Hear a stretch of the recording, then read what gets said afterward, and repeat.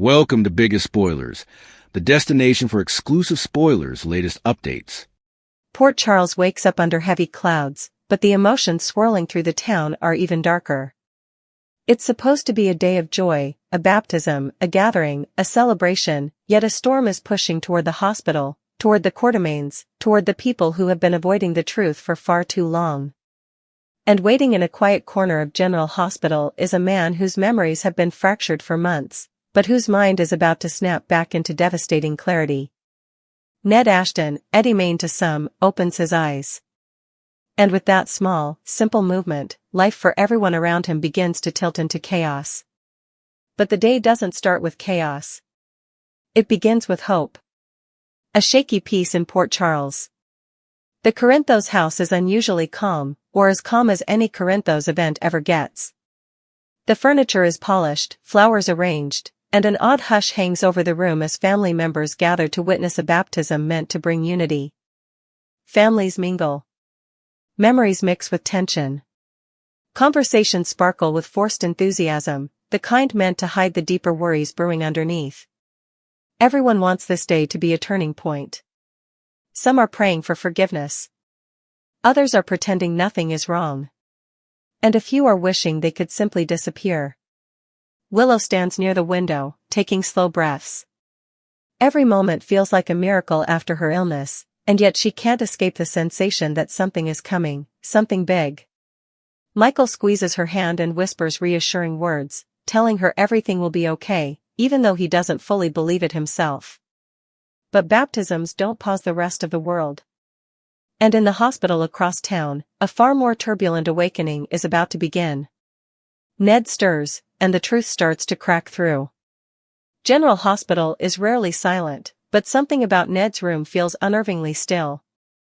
Olivia has spent countless nights sitting by his bed, whispering stories about the family, begging him to come back to her, insisting she believes in him even when others doubted he ever would recover. Ned's accident changed everything. His memory was damaged, identities tangled, and the Quartermains were forced to function without his guidance. Brooke Lynn pretended she was fine, but she wasn't. Tracy acted cold, but she was hurting. And Olivia's heart had been breaking quietly every single day. Then Ned moves. A twitch. A breath. His fingers curl slightly, and Olivia gasps as if she's afraid she imagined it. But she didn't. Ned's eyes flutter open, not confused, not blank, but focused. That alone is shocking. But what comes next is worse. His lips move. A whisper escapes. A name. Followed by another. And then? They need to know the truth. Olivia freezes. There's something in his voice she hasn't heard in months, urgency. Fear. Determination. Her hands fly to her mouth. She knows before he says it, Ned remembers something. Something he wasn't supposed to. Something someone desperately hopes stays buried. Back at the baptism, the clouds outside darken. Thunder rolls quietly in the distance. Even though the ceremony is moving along with slow, graceful formality, an undercurrent of anxiety pulls on everyone, the sense that something huge is looming. Dante keeps glancing at his phone. Carly keeps glancing at Sunny. Sunny keeps glancing at the door. Everyone's waiting for something, they just don't know what. As the priest raises his hands to speak a prayer, a sudden vibration interrupts. Dante's phone lights up. He checks the screen, and his entire expression shifts. GH is calling, he whispers to Michael. Michael's chest tightens. He knows exactly who is in that hospital bed. Brooke Lynn breaks. Brooke Lynn stands near the front of the room during the ceremony, physically present but emotionally somewhere else. She's trying to focus on the baptism, trying to be the supportive daughter Ned always adored, but worry keeps clawing at her chest. Chase notices. He always does. Hey, he whispers, touching her arm gently. You're okay. Whatever happens. I've got you. Brooke Lynn tries to swallow back her tears. Chase's calm reassurance warms her heart, but it also makes her chest ache. Because she knows something is coming. She feels it. And if Ned wakes up, truly wakes up, he may expose far more than anyone bargained for. The mistakes. The deals. The betrayals everyone pretended weren't happening. Chase draws her into a quick hug, soft, supportive, steady, and tells her whatever truth Ned reveals, the family will handle it together. Brooke Lynn wants to believe him. She really does. But she knows the Quartermaines. And their secrets are never small. Ned's mind clears. Ned is more awake now, breathing deeper, eyes clearer. Doctors rush in, and Olivia stands back, trembling but hopeful. His first lucid words are emotional. He recognizes Olivia, calls her Liv, takes her hand. She cries openly, laughing and sobbing at the same time. But as soon as the family embraces relief, Ned begins to shake his head. No time for this. I have to tell you. His voice cracks.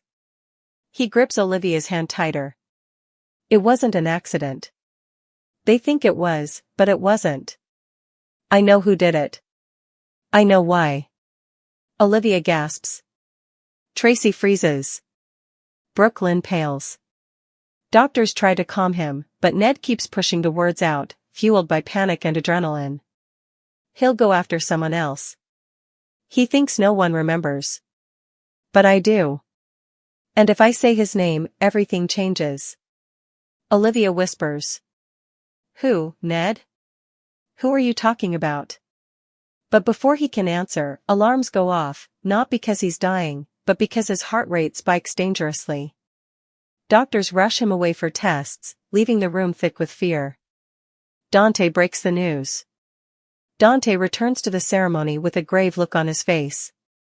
Michael notices instantly and excuses himself from the celebration. Willow follows. Carly follows. And when Sonny sees Carly leaving, he quietly drifts after her. Dante delivers the news. Ned's awake. Shock ripples through them. But Dante isn't finished. He's saying he remembers something about the fall. Something about who caused it. Michael stiffens. Sonny mutters something under his breath. Carly whispers, "Oh no." Willow squeezes Michael's hand tightly. Dante adds. They're running tests, but he was panicked. Whatever he knows, he thinks it's explosive. Michael says nothing, his jaw tight, his eyes burning. He already knows what this means. Secrets are about to blow up. And once they do, no one is walking away clean. The secret someone wants to bury. While the others head to the hospital, a figure in the shadows across town pulls out a phone with trembling hands. He paced back and forth in a dim hallway, breathing hard, whispering angrily to himself. The news got to him fast. Faster than it should have. Ned's awake? Now, he hisses. His fear is palpable. His panic is growing. And his desperation is spiraling. He dials a number and growls into the phone. You said he wouldn't remember anything. You promised me. If he talks, I'm finished. A quiet voice responds, smooth, dangerous, controlled. Then make sure he doesn't talk. The man's face twists. I'm not killing anyone. The voice on the other end says coldly. You already almost did. And with that, the call ends. He slams the phone against the wall and lets out a furious roar. His secret, the one he buried, is clawing its way to the surface. And Ned is the only person who can expose him. Port Charles gathers, fear takes hold. Sonny, Carly, Michael, Willow, and Dante arrive at the hospital. Tracy is pacing like a general preparing for war. Brooke Lynn's eyes are swollen from crying. Olivia is trembling. Everyone wants answers. Everyone wants the truth. But Olivia warns them. He's trying to tell us something. Something terrible. But he's terrified. And until the doctors clear him, we have to wait. Sonny runs a hand down his face, frustration and suspicion churning inside him. Michael asks the question no one else wants to. Are we sure this was just about the fall? Or is Ned remembering more than that?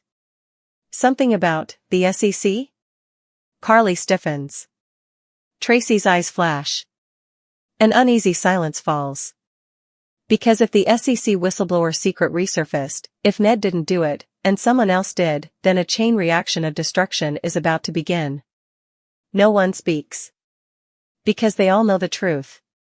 Ned remembering anything is bad. Ned remembering everything is catastrophic. Olivia gets through to him.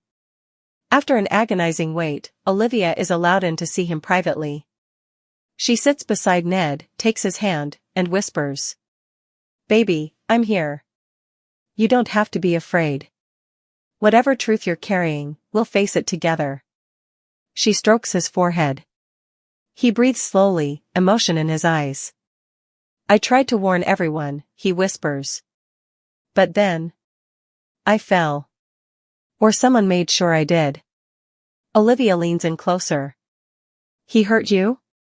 Ned nods faintly. I didn't see his face before, but I heard him. And when I woke up earlier, it all came back. Tears spill down Olivia's cheeks. Ned, you have to tell me. Who tried to kill you? Ned opens his mouth. But suddenly the machines around him start shrieking. Doctors rush in. Olivia is forced out of the room as Ned slips into another wave of medical distress. Her heart breaks again. But this time, not from fear. From fury. Someone attacked her husband. Someone tried to silence him. And Olivia vows through her tears. When he wakes again. I'm getting the name. The truth spreads, panic ripples through Port Charles. Word travels fast in this town. Faster than it should. Within an hour. Dex tells Jocelyn. Ava hears from a nurse. Nina overhears a conversation and almost drops her phone. Tracy sends messages across the Quartermain Empire. Carly begins bracing for fallout. Sunny quietly orders extra security around the hospital. Michael is already thinking 10 steps ahead. Dante is preparing for a criminal investigation. And the man responsible for Ned's fall is somewhere in Port Charles, watching everything crumble.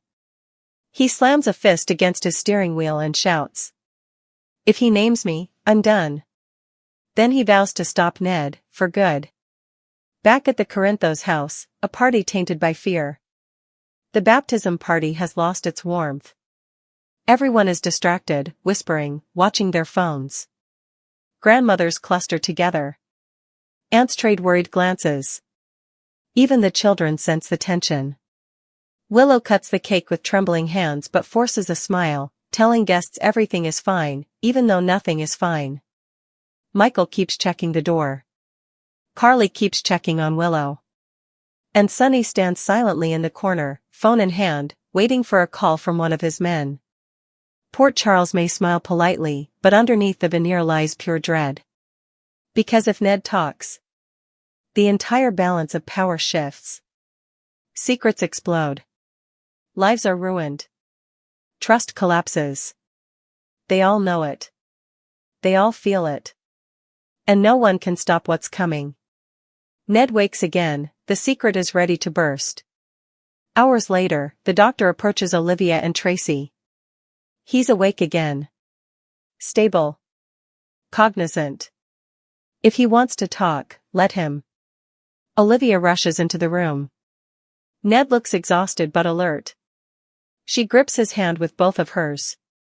Tell me, Ned. Please. Tell me who hurt you. He swallows hard. Fear flickers across his face. But he nods. It was him, Ned whispers. The last person anyone would suspect. He confronted me. He threatened me. And when I told him I'd expose him. Ned shudders. He pushed me. Olivia's breath catches. Tears spill. Rage builds like wildfire in her chest. Tell me his name, she begs. Ned opens his mouth. Eyes filled with terror and determination. And then the door opens. The man who caused his fall stands there, frozen, pale, caught off guard. Olivia gasps. Ned grips her hand tighter. That's him, Ned chokes out. That's the man who tried to kill me. White medium star to be continued. The secret is out. The identity is revealed. Shockwaves tear through Port Charles. A baptism meant to symbolize new beginnings is overshadowed by a violent past coming back to life. Encouraging words gave strength. Angry threats fueled desperation. And Ned's awakening became the spark that sets the entire canvas of General Hospital on fire. Now the question is simple. What happens when the guilty fights back? Because they will. And the fallout will be deadly. December 5th finds Sonny Corinthos really upset and Jen Sidwell striking again. On Monday, November 24th, we've got Dante Falconeri making a pledge. We also have Jason Morgan taking care of that pesky matter of jilting Hank Dalton's dead body. He circles back around to let Laura Spencer know it's all good. The auto is clean of cadaver remnants. Hopefully, he got the DNA out. Jason's reason and a broken promise to Britt on General Hospital. Jason goes over to see Britt Westbourne to apologize for suddenly running out. Jason says he would have done it if it was important. And Britt wants to know, why did you indeed come back? She's used to this from Jason. He's telling Britt he's going to prove she can trust him, but I suppose we all know Jason would no way put her before Sonny and Carly Corinthos Spencer. So, this is kind of a wasted discussion. Jack Brennan is irate over his orders being defied. And it looks like he catches Vaughn chaffing around with Jocelyn Jacks and he told them to call it off. Also, Carly runs into Jocelyn. I wonder if she spots her son with Vaughn and is happy moreover. Sonny's warning and a grim discovery on GH. Sonny warns Laura that she may get them both in trouble with the Bobbies. If she's not careful. Laura may be upset and thinks that she should tell Dante the verity, that she just set up Dalton's body, indeed though the optics are bad. Sonny makes a grim discovery on Monday, and Jocelyn is telling Vaughn that Lucas Jones may end up with further than a broken heart and may be in legal peril because of Marco Rios and Sidwell. DA Justine Turner tells Nathan West to bring notoriety in. And this may be Dalton for perjury after the kiddies confess because the Bobbies wouldn't know at that point that he's dead. Lucas confides in Elizabeth Weber. And Lucas is telling Liz that everything was great until it wasn't. I wonder if Lucas is telling her about effects going so poorly with Brad Cooper when they were married. Perhaps he's got these precariousness about him and Marco moving so presto. Willow's shocking offer and legal drama on General Hospital. On Tuesday, November 25th, we've got Liz sticking her neck out for Willow Tate. I wonder if Elizabeth is recommending that Portia Robinson let Willow come back to General Hospital to work while she's out on bail on that pesky tried murder charge. Nina Reeves confesses. I wonder if she's going to tell Ava Jerome she threw Portia under the machine to help Willow. Britt is absolutely floored. This could be Sidwell making further pitfalls.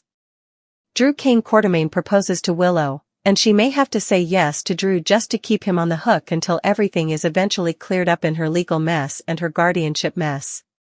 On Wednesday, November 26th, we've got Harrison Chase and Brooke Lynn Quartermain getting a shock. And it may be chancing out that Willow SRE engaged, dead Dalton, all kinds of stuff. Curtis Ashford shows Aunt Stella Henry the ultrasound print that he got from Portia. By the end of Wednesday, Stella is veritably worried. She may find out Portia has been seeing Dr. Isaiah Gannon. She may catch them together and realize that baby may not be Curtis at all. Thanksgiving shakeups and GH holiday spoilers. Nathan surprises Dante. I wonder if he's going to give him some advice to ease up on Gio Palmieri. Lulu Spencer is demanding answers. And this may be about Dalton or Rocco Falconeri. Portia has further effects to worry about. Alexis Davis may go defy Portia about the taradiddle, about her justification. Or Alexis may tell the police. And they show up to question her. Also, I wonder if General Hospital is planning to push Thanksgiving occurrences into the following week because, bizarrely, we've no Thanksgiving spoilers at all. Granted, we generally get a lot of action with the Quartermains and their lemon regale going amiss, but this time everything is a mess. On Thursday and Friday, Thanksgiving Day and Black Friday, November 27th and 28th, no repeats are anticipated. Both days should be pirated for sports, however, be sure and cancel that off your DVR, or it could mess up your recordings for the week of December 1st through the 5th. If for some reason they do air an encore episode. Portia's alibi crumbles as the truth emerges, so we're stepping into December, stepping down from November sweeps the following week. Portia is soon going to be forced to give her real justification. She does have one. And it's a good bone. Right now, Felicia Scorpio and Alexis both know that Portia prevaricated about her whereabouts during Drew's firing. She said she was on call at GH, absolutely not true. So, we know that Alexis also knows Portia had a really good motive to shoot Drew because Rick Lansing revealed the sap on it. Portia is going to have to name Isaiah, which is going to churn up this whole baby daddy thing. However, Curtis is going to be left reeling by all of this, if she's not formally busted by Stella the week before. He's going to be crushed when he realizes Portia was with Isaiah. Now, that was after she said their marriage was over, but I suppose Portia is going to be unapologetic because of him and Jordan Ashford. Willow's deception and Michael's brewing air on General Hospital. Laura's anxious over Dalton's death and the whole body disposal thing. Laura really hates lying, but she knows she was set up.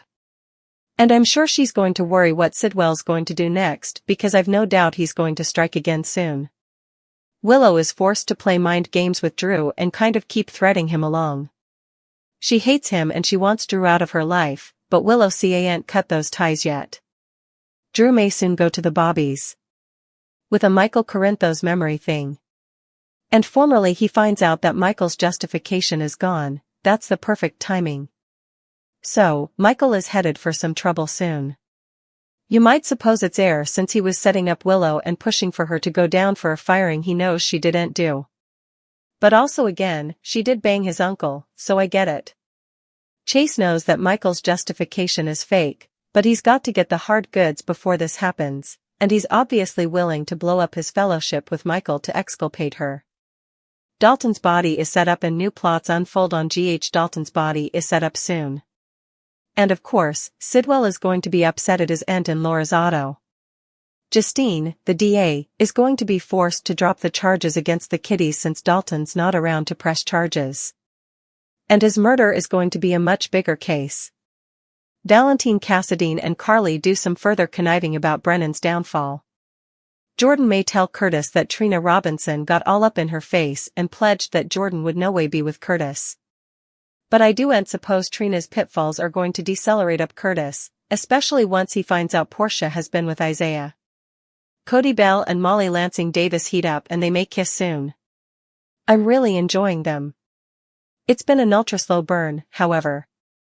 Alexis is making really good progress with Willow's case this week, and Ned Quartermain's coming out of the other side of that hard extremity, but he may have some residual issues. Tracy Quartermain's back soon. And she's going to be worried that they kept this Ned extremity a secret from her.